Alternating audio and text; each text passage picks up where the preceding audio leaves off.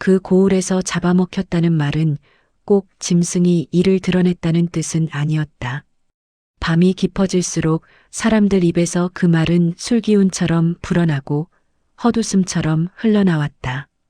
어젯밤에도 하나 잡아먹혔다더라. 피 한 방울 안 남았다더라. 마치 지가 알아서 사라진 것 같았다더라. 겁먹은 척하는 사람들의 얼굴엔 하나같이 실눈이 떠 있었다.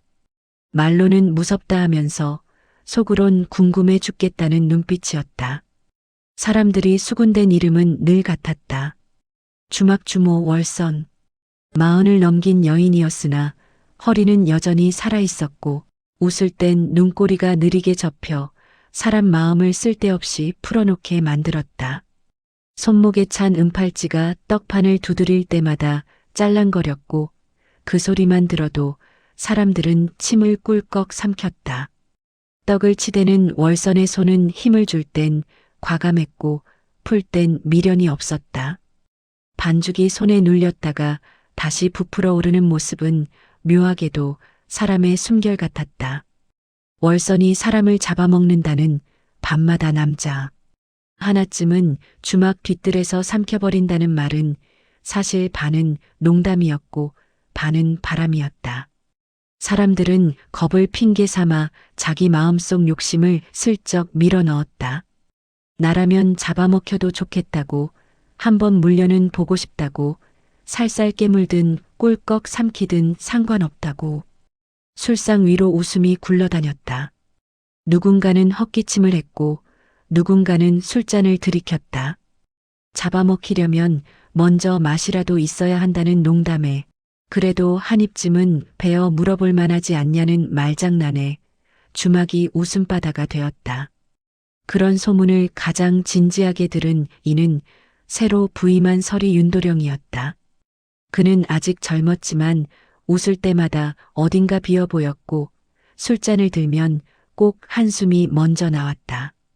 사람들은 그를 보며 고개를 가로저었다. 저런 놈은 20년쯤 더 살면 완전히 말라비틀어질 거라고. 주막 문을 밀고 들어섰을 때 월선은 떡을 치대다 말고 고개를 들었다.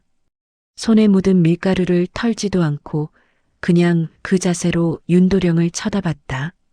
천천히, 아주 천천히, 마치 떡 반죽 상태를 살피듯이.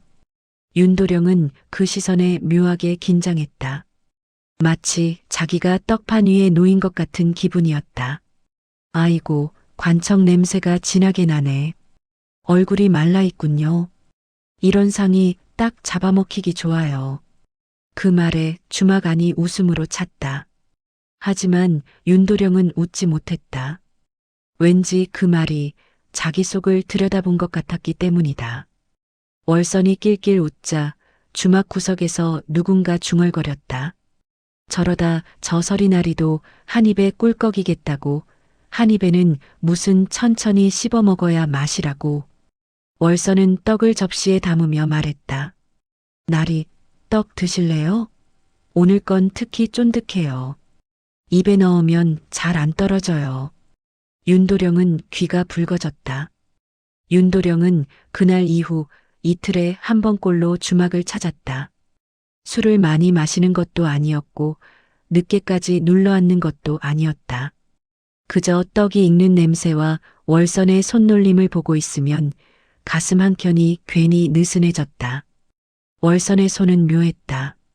힘을 줄 땐 과감했고 풀 땐 미련이 없었다. 반죽을 눌렀다 떼면 마치 숨을 참고 있던 것처럼 다시 부풀어 올랐다.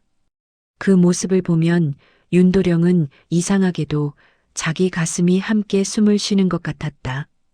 어느 날 윤도령이 떡 치대는 월선을 지켜보고 있자 월선이 물었다. 나리, 떡 치대는 거 보는 게 그렇게 재미있어요? 보고 있으면 마음이 편해집니다. 그래요? 손놀림이 마음에 드세요? 월선은 반죽을 접었다 폈다 하며 말했다. 떡 치대는 거 보면 사람 속이 다 보인다고. 급한 놈은 떡도 급하게 치대고 겁 많은 놈은 떡도 살살 만지작거린다고. 그런데 제일 웃긴 건 딱딱하게 굳은 놈들이라고. 겉으론 세게 누르는 척 하는데 힘 빼는 법을 몰라서 떡도 영 맛이 없다고. 나리는 어떤 스타일일 것 같아요? 모르겠소. 한번 해보실래요? 떡치대기. 월선이 윤도령의 손을 잡아 반죽 위에 올렸다. 손이 닿는 순간 윤도령은 심장이 빨리 뛰는 걸 느꼈다. 반죽은 따뜻했고 부드러웠고 묘하게 살아있는 것 같았다. 힘 빼세요. 너무 긴장하면 떡도 굳어요. 월선의 손이 윤도령의 손등 위에 올라왔다. 함께 반죽을 눌렀다 떼었다. 윤도령은 숨을 제대로 쉴 수가 없었다. 봐요, 나리도 할 수 있어요. 이렇게 눌렀다가 천천히 놔주면 다시 부풀어 오르잖아요. 사람도 마찬가지예요. 윤도령은 그 말이 떡 이야기만은 아니라는 걸 알았다. 월선의 손이 천천히 떨어졌다. 하지만 손바닥엔 여전히 그 온기가 남아 있었다. 사람은 왜 이렇게 굳어버릴까요? 월선은 떡을 뒤집으며 대답했다. 안 쓰다 보면 굳는 거지요. 몸도 마음도. 나리는 요즘 뭘 안 쓰고 계세요? 윤도령은 씁쓸하게 웃었다. 관청에선 굳어야 오래 버틴다고 말하자 월선이 피식 웃었다. 그래서 다들 밤에 몰래 녹으러 오는 거예요. 낮에 굳었으면 밤엔 물러져야 사람이 사는 거지. 하루 종일 딱딱하게만 있으면 그건 도리지 사람이 아니에요. 월선은 떡을 접시에 담으며 말을 이었다. 요압 이방님도 그랬다고. 처음엔 딱딱하게 굳어서 왔는데 석 달쯤 지나니까 한밤중에 뒤뜰로 기어들어왔다고. 나 좀 녹여달라고 펑펑 울더라고. 그래서 녹여줬다고.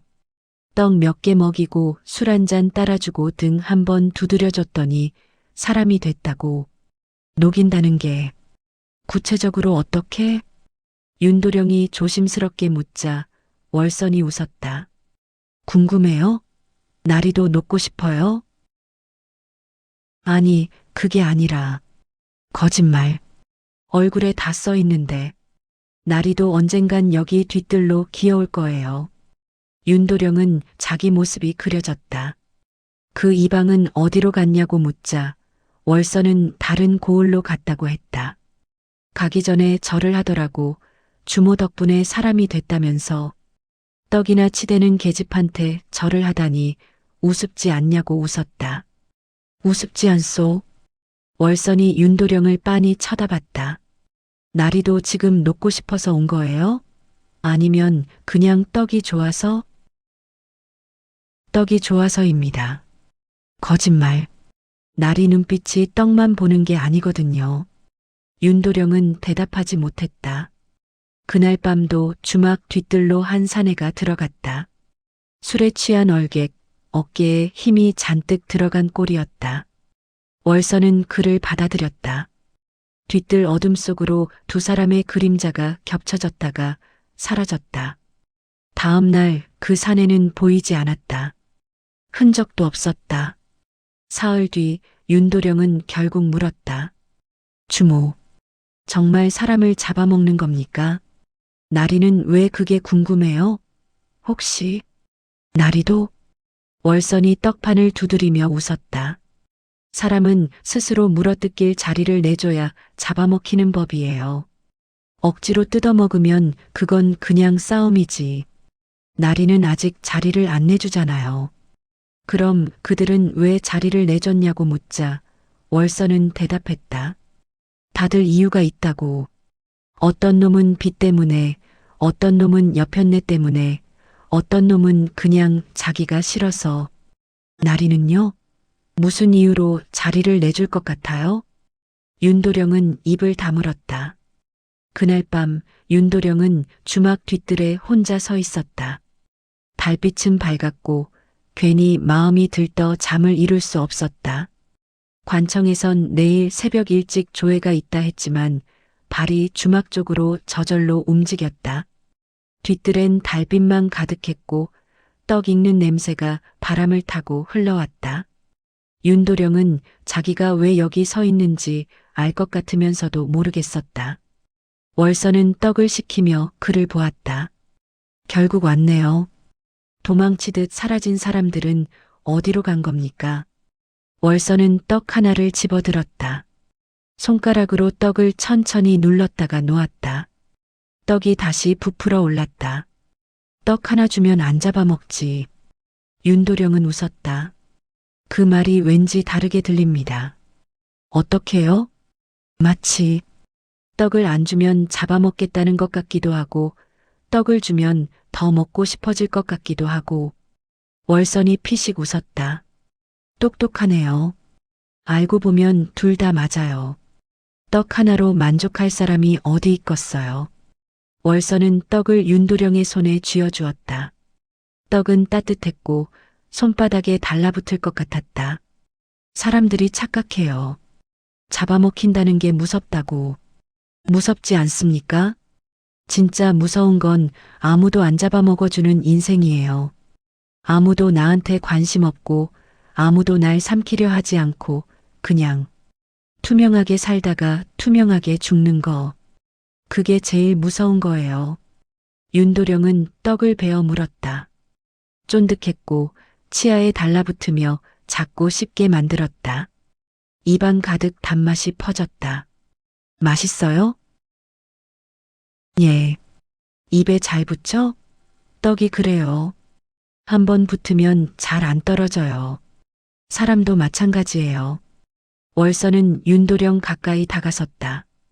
떡 냄새와 함께 월선의 체온이 느껴졌다. 잡아먹힌다는 게 뭔 줄 아세요? 누군가한테 온전히 맡겨지는 거예요. 내 약점도, 내 한심한 꼴도, 내 부끄러운 속마음도 다 내보이고, 그래도 괜찮다는 걸 확인받는 거. 그게 진짜 잡아먹히는 거예요. 그럼, 주모는 그들을 다 받아줬습니까? 받아주는 게 아니라 삼켜준 거지요.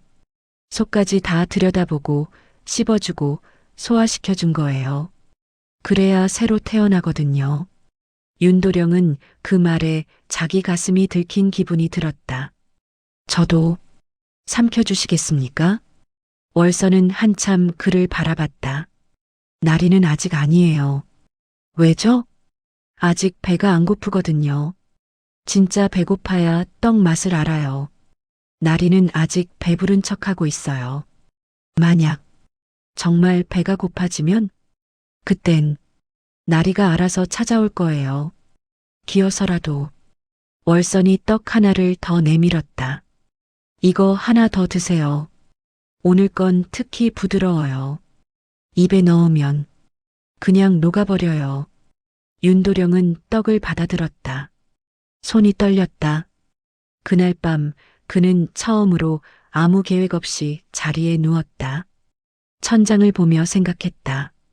나는 정말 배가 고픈가? 아니면 고픈 척하는 건가? 그리고 월선의 손길이, 그 목소리가 자꾸 떠올랐다.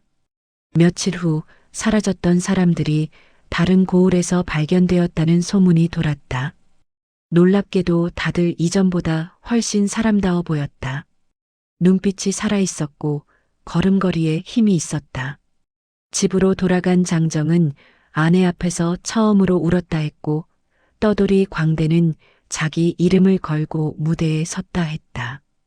도박으로 집안을 망친 놈은 빚쟁이들 앞에서 무릎을 꿇고 잘못했다, 소리 질렀다 했다. 사람들은 수군댔다. 월선이가 뭘 먹였길래 저 모양들이 다 사람 됐냐고, 귀신 홀렸다 풀린 거 아니냐고, 아니면 진짜로 뱃속에 들어갔다 나온 거 아니냐고. 그래서 다시 태어난 거라고.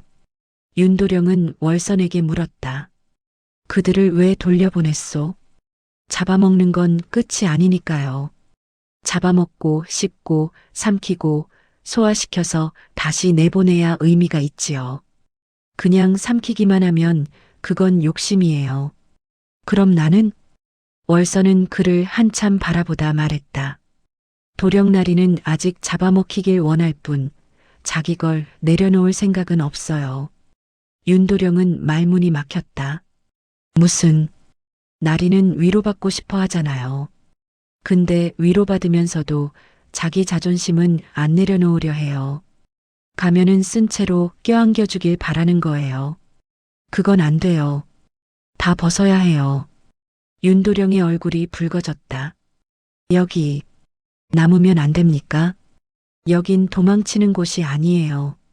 잠깐 쉬었다 가는 곳이지. 날이 진짜 묻고 싶은 거 있으면 물어보세요. 윤도령은 한참을 망설이다 입을 열었다. 뒤뜰에서 정확히 무슨 일이 일어나는 겁니까? 월선이 웃었다. 궁금해요?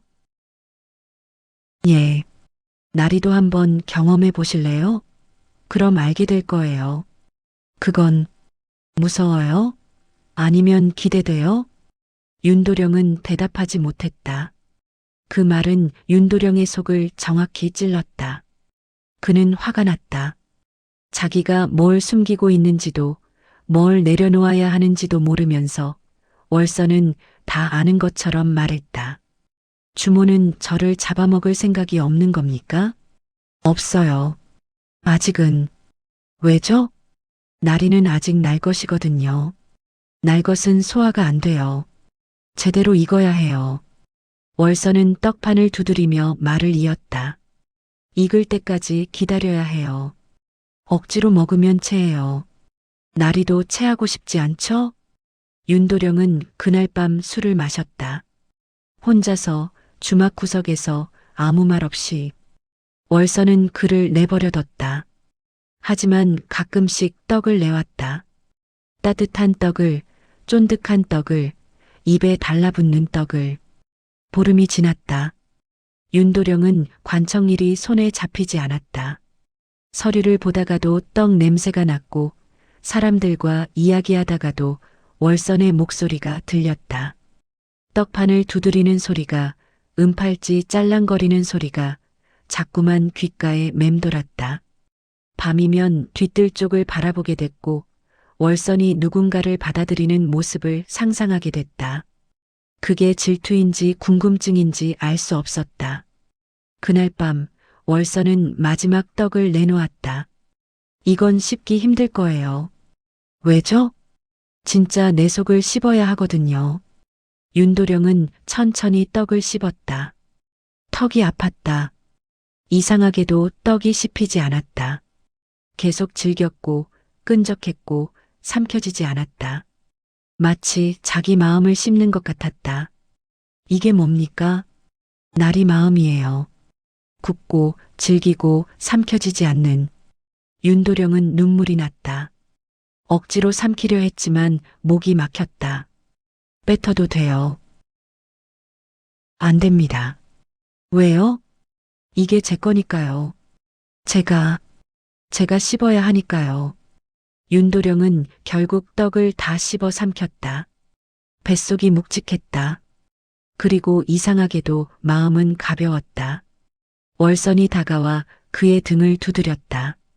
따뜻한 손길이었다. 이제 알겠어요? 예. 잘 삼켰어요. 날이 이제 사람 됐어요. 다음 날 월선은 떠났다. 주막엔 떡판만 남았다. 쪽지 하나가 놓여 있었다. 나리떡은 나리가 치대세요. 그리고 나리도 이제 누군가를 잡아먹어 줄 수 있어요. 윤도령은 관청을 그만두고 그 자리에 주막을 열었다. 떡을 치대는 법을 배웠다. 힘을 줄 때와 뺄 때를, 누를 때와 놓을 때를. 그리고 이렇게 써붙였다. 떡 하나 주면 안 잡아먹지. 대신 내 인생은 내가 씹어라. 첫 손님은 젊은 설이었다. 굳은 얼굴로 들어와 말없이 앉았다. 윤도령은 떡을 내놓으며 물었다. 잡아먹히러 왔습니까? 예. 그럼 먼저 이거 씹어보세요. 턱 아플 겁니다. 젊은 서리는 떡을 받아들었다. 첫 입을 베어 물었을 때 그는 윤도령이 왜 웃고 있는지 알 것 같았다. 윤도령은 떡판을 두드리며 말했다. 나도 한때는 나리처럼 잡아먹히고 싶었소. 근데 알고 보니 내가 나를 잡아먹어야 하더군요. 사람들은 이제 안다. 잡아먹힌다는 말은 누군가에게 맡긴 삶의 끝이 아니라 스스로 씹어 삼키는 시작이라는 걸. 그리고 주막 뒤뜰에선 오늘도 누군가 떡을 씹고 있다. 턱이 아프도록, 목이 메도록, 하지만 끝까지. 이 이야기가 조금이라도 마음에 남으셨다면 짧은 한마디 코멘트와 구독, 그리고 좋아요 한 번이 다음 이야기를 이어가는 큰 힘이 됩니다.